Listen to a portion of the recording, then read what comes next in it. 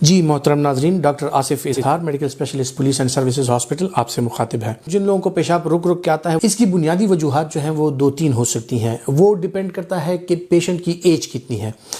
اس میں زیادہ تر جن لوگوں کو پیشاب رک رک کے آتا ہے، وہ کامنلی جو ایک چیز ذہن میں آتی ہے وہ بڑی عمر کے جو ہمارے بزرگ حضرات ہیں ان سے کوریلیٹڈ ہے، اور وہ پروسٹیٹ کا مسئلہ ہوتا ہے۔ بہت سے لوگوں میں جو ہمارے ایڈلٹس ہیں میلز، ان میں یہ پروسٹیٹ کا مسئلہ زیادہ ہوتا ہے، اور پروسٹیٹ جن میں انلارج ہو جائے یا پروسٹیٹ جب بڑھ جائے تو ان لوگوں کو پیشاب رک رک کے اور بار بار آتا ہے۔ اس میں 2 طرح کی ان لوگوں کو شکایات ہو سکتی ہیں۔ ایک تو وہ ہوتے ہیں جن میں بلیڈر آؤٹلیٹ آبسٹرکشن، یعنی ان کو پیشاب میں رکاوٹ محسوس ہونے لگتی ہے، یا پیشاب رک جاتا ہے یا بند ہو جاتا ہے، یہ علامات ہوتی ہیں۔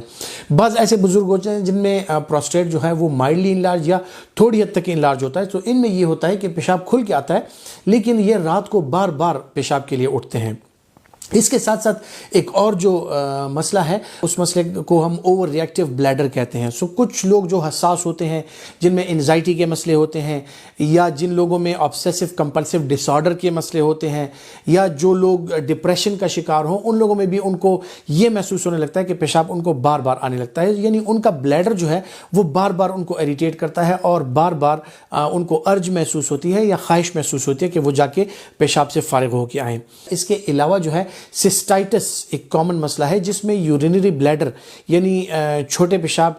کا جو غبارہ ہے، یا جہاں پہ جو چھوٹا پیشاب سٹور ہوتا ہے، جو بلیڈر ہے، اس میں سوجن آ جاتی ہے، جس کو عمومی طور پہ سسٹائٹس کہا جاتا ہے۔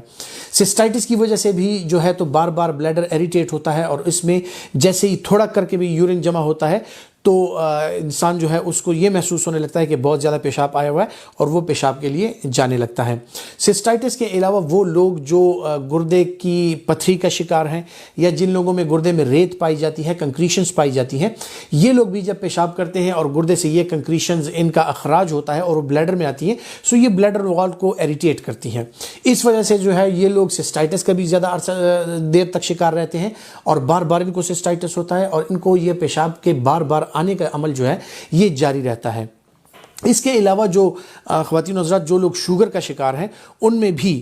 پولی یوریا اور پولی ڈپسیا ہم اسے بولتے ہیں، کہ ان میں پیشاب بھی بار بار آتا ہے، ان کا پیشاب ہوتا بھی زیادہ ہے، اور ان کو بار بار پیاس بھی لگتی ہے، ان کا حلق اور گلا بھی خشک ہوتا ہے۔ اس کے علاوہ کچھ ایسی چیزیں ہیں جس میں لوگوں کو پیشاب بار بار آتا ہے۔ ان میں کچھ مسائل جس طرح ڈائبٹیز انسیپیڈس ایک بیماری ہے جس میں پیشاب بہت زیادہ آتا ہے، اور اس میں گردے کا جو فنکشن ہے، یعنی وہ جو پانی روکتا ہے، گردہ پانی روک نہیں پاتا، اور اخراج پیشاب کا بہت زیادہ ہوتا ہے۔ اس کے علاوہ جو ہے جو لوگ کاربونیٹڈ ڈرنکس کا استعمال زیادہ کرتے ہیں، یا جو الکوہلکس ہیں، ان لوگوں میں بھی پیشاب کا بار بار آنا اور پیشاب کا جو بے قابو ہو جانا، اس قسم کے مسائل ان کو ہو سکتے ہیں۔ جن لوگوں کو پیشاب بار بار آتا ہے، ان کی ٹریٹمنٹ کیا ہے؟ اس کا یہ ہے کہ کاز ریلیٹڈ اس کا علاج ہے، یعنی آپ کو سب سے پہلے کاز معلوم کرنی ہے کہ اس کی وجہ کیا ہے۔ اگر وجہ پروسٹیٹ ہے تو پروسٹیٹ کے لیے مختلف قسم کی دوائیاں اویلیبل ہیں، جن کا استعمال ہم کرا کے اس مصیبت سے مریض کو نجات دلوا سکتے ہیں۔ اس کے علاوہ اگر پروسٹیٹ بہت زیادہ بڑھ جائے اور پیشاب بند ہونے لگے تو ان لوگوں میں سرجیکل آپشن بھی ہے، یعنی پروسٹیٹ کی سرجری کر دی جاتی ہے۔ اس کے علاوہ جو لوگ سسٹائٹس کا شکار ہیں، یعنی جن کے مثانے میں ورم یا زخم ہوتا ہے، ان لوگوں میں پرولونگ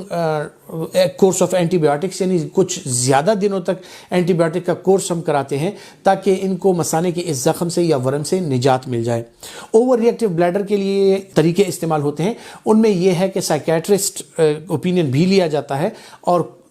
وہ عوامل جو اس کا سبب بنتے ہیں، یعنی انزائٹی کا سبب بنتے ہیں، ان چیزوں سے ہم مریضوں کو دور کرتے ہیں، اور ان کو اینزیولیٹک یعنی انزائٹی کی دوائیاں دیتے ہیں، تو یہ لوگ بہتری محسوس کرنے لگتے ہیں۔ وہ لوگ جو زیادہ تر چائے کافی کا استعمال کرتے ہیں، ان لوگوں میں خصوصی طور پہ انزائٹی کا عمل جو ہے وہ ذرا زیادہ رہتا ہے۔ جن لوگوں کو انزائٹی کے ساتھ پیشاب آنے کی علامات بار بار ہوتی ہیں، وہ چائے یا کافی کا استعمال ترک کر کے بھی اس سے نجات پا سکتے ہیں۔ جن لوگوں میں گردے کے مسائل ہیں، جس طرح میں نے ڈائبٹیز انسیپیڈس کا ذکر کیا، یا جن لوگوں میں شوگر کا مرض ہے، وہ بہرحال ان کا علاج یہ ہے کہ ان کا علاج ان کا ڈاکٹر ہی بہتر سمجھتا ہے، جو اینڈوکرائنولوجسٹ ہے یا میڈیکل اسپیشلسٹ ہے، یا جو کہ یورولوجسٹ ہیں۔ اگر کسی کے گردے میں پتھری یا ریت کی شکایت ہوتی ہے، وہ بہتر سمجھتے ہیں کہ ان کا علاج کس صورت میں कैसी दवाइयों से किया जाए, सो उसके लिए बहरहाल आपको दवाइयाँ खानी पड़ती हैं। चाय कॉफ़ी के अलावा वो लोग जिनमें ये प्रॉब्लम बार बार होती है कि उनको एंजाइटी की प्रॉब्लम होती है, उनका हाइपर रिएक्टिव ब्लैडर है, चॉकलेट का इस्तेमाल भी जब ये लोग करते हैं तो इनमें पेशाब आने का जो अमल है वो बार बार होता है। सो ये लोग जो है मीठा कम करके, चॉकलेट वगैरह का इस्तेमाल कम करके, और जो चीज़ें आपको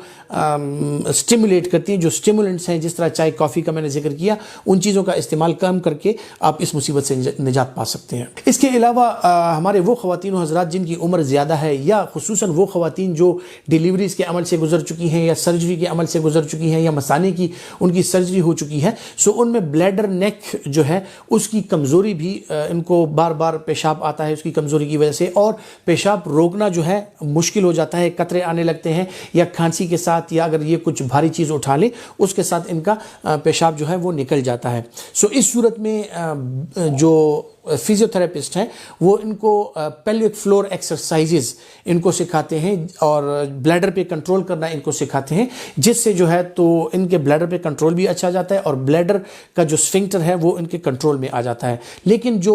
एल्डरली हैं, ज़्यादा उम्र के लोग हैं, और उनको ज़्यादा अरसे से शुगर भी है, और उनकी सर्जरीज वगैरह भी हो चुकी हैं, सो इनमें फिर ये कंट्रोल करना बाज़ औक़ात ज़रा मुश्किल हो जाता है, और उसके लिए हमें दवाइयों या करेक्टिव और रिकंस्ट्रक्टिव सर्जरीज का सहारा लेना पड़ता है।